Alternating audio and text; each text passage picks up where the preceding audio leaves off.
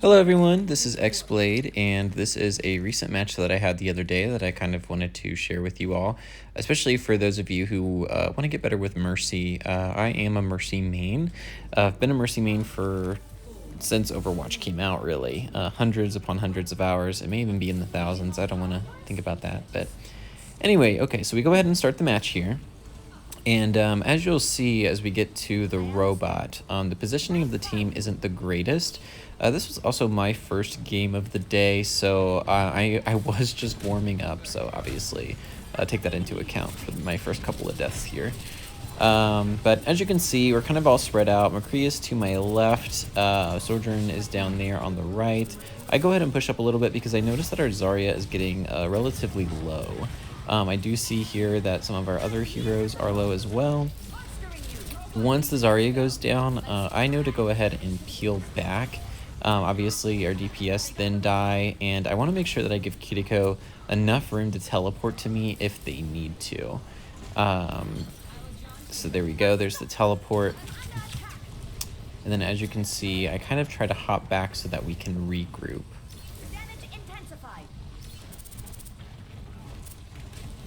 So you'll notice too that I damage boost a lot more than I heal. This is intentional. One of Mercy's great thing about her kits is the damage boost. If you are healing more than you are damage boosting as Mercy, you'll want to go ahead and swap to another character. Mercy's healing output is not as good as it used to be, and so it's very important that as you play her, you allow your other healer not only to get some ult charge by healing your team, but you can get ult charge as well by damage boosting. As you can see, again, our positioning isn't the greatest, and then of course their Sojourn comes in on the right hand side here. Obviously the other team is playing to their strengths of, not only getting to different high grounds in the map, but also being able to flank us pretty effectively. Our team does change characters very well, but I decided to go ahead and just stay on Mercy because I still felt that Mercy was the way to go, especially since we did have a Kiriko making up kind of the healing output for me. I wanted to make sure that I could damage boost and get our DPS a lot more picks than they otherwise would have. So as you can see, this is another lost team fight. So I go ahead and peel back and try and hide until my other teammates come out of spawn. And as you can see, the Sojourn knew where I was coming from. So she tries to peel out to me, and luckily I was able to kind of hop back in and get back into spawn just in time. Now, as you can see, the enemy team almost actually wins here. This was another team fight that we had lost almost. So I went ahead and Valked just because I didn't know if we were going to win this next fight or not, and I didn't want to go ahead and lose the match without making sure that I used my Valkyrie. Usually I will use Valkyrie if we get a pick. So as you can see there at the start of that fight, we got a pick before I went ahead and Valked. But you can Valk before a pick is made. It's just that I don't like to do that because I want to make sure that if I Valk and I'm damage boosting everybody, that we can ensure that victory with the team fight. Because if you Valk and you don't end up getting a team wipe or you don't end up winning the fight, it is a Valk that was wasted, unfortunately.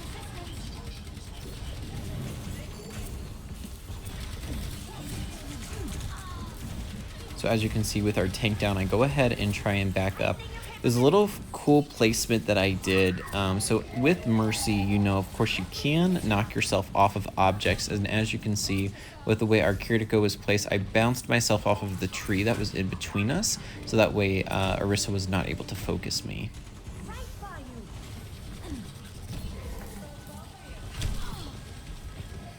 Again, some more bad positioning on my part. I knew the Junkrat was over there, and I think this is going to be my next death, if I remember correctly.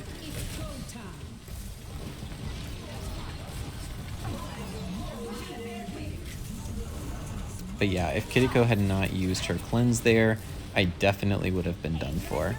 So as you can see, the other team is just about to win. But we go ahead and go back out. Now, as you can see, I am slept, so Kiriko is the only one who's able to do healing at this point.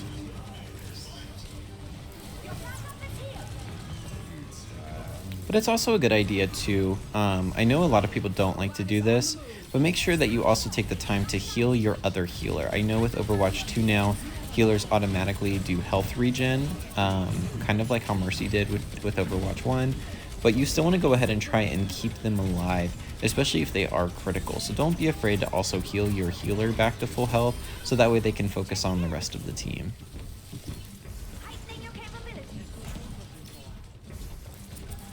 So again, we were able to stop them here. We go ahead and push up.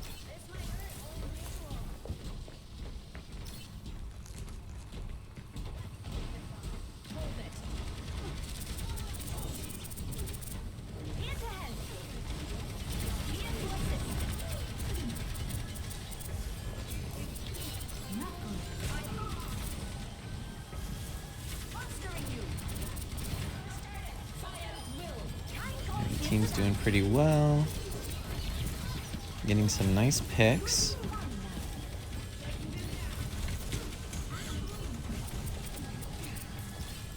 Still pushing the robot. Their team does have the advantage in terms of placement. As you can see, their Junkrat likes to go there top left. Their tank likes to go bottom right. So it's super important that we make sure that we peel out and kind of cover all areas. And this is super important, especially with the push maps. I hadn't played this one too much by the time I played this match.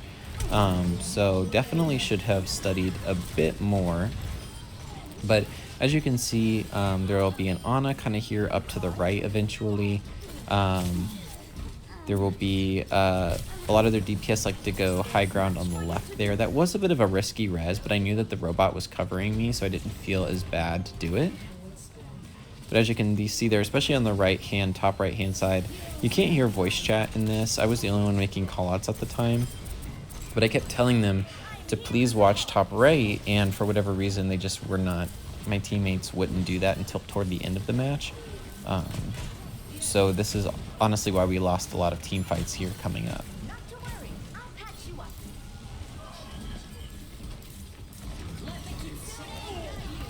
Yeah, what should have happened is our Sojourn should have gone top right. At this point, I kind of knew the team fight was already lost, so I go ahead and back up just to not feed. But especially if you're playing a DPS with a Mercy, it's super important that not only you spread out a bit, but take over high ground areas that other DPS on the other team tend to take, so that way you can take it from them. Mercy can then fly to you if she needs to evade, but since we were all playing down together, it did give me a lot of room to maneuver.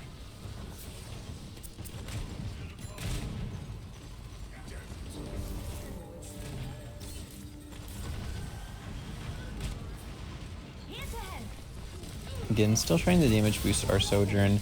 Sojourn is a really good character to damage boost. I almost always end up going Mercy if I see that somebody picks Sojourn first. Very good pairing, and I love the character.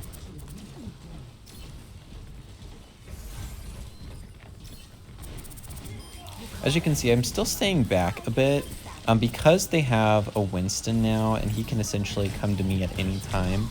Oh, thank you for that Zarya bubble. I would have died to that Junkrat for sure. I tend to stay back because if I need to fly forward, if the Winston tries to come for me, I can. But I know a lot of Mercy players who kind of debate, like, you know, being more on the front lines than not.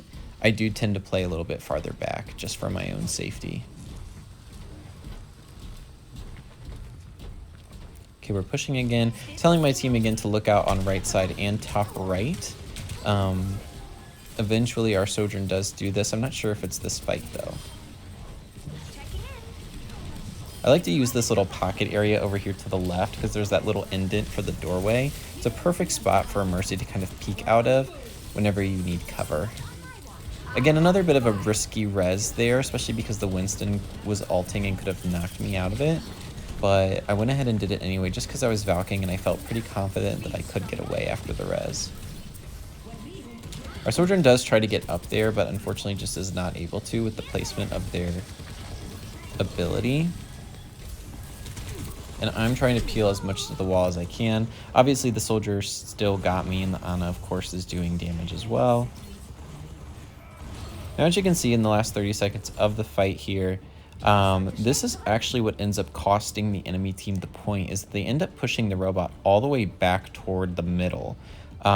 Even though we already all would have respawned from the quick spawn, I think they were trying to make it so that we couldn't get quick spawn, but unfortunately it was just not fast enough, and this is what ended up costing them the point.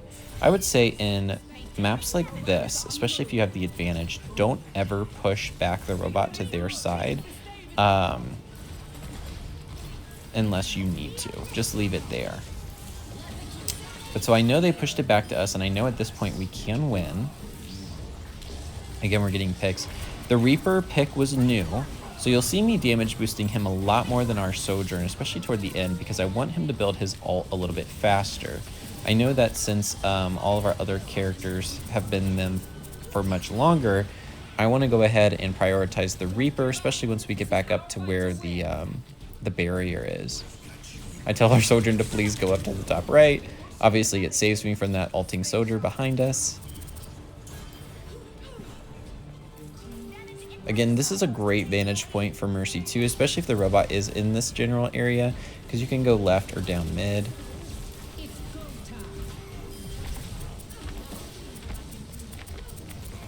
Winston goes ahead and leaves his team to go inside to kill the Sojourn.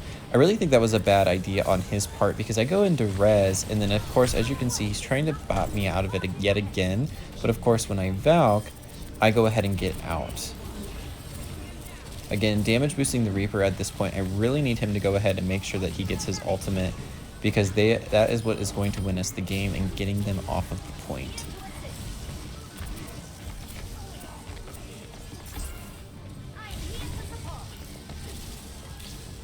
Again, you'll see me kind of constantly going back and forth, kind of, you know, close up and then farther back.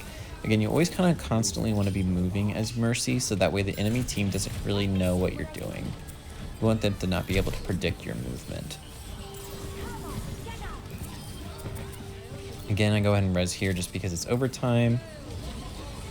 As you can see, Reaper finally has his ult, so I'm going to go ahead and damage boost him in his ultimate, so that way he gets all of the picks that he needs.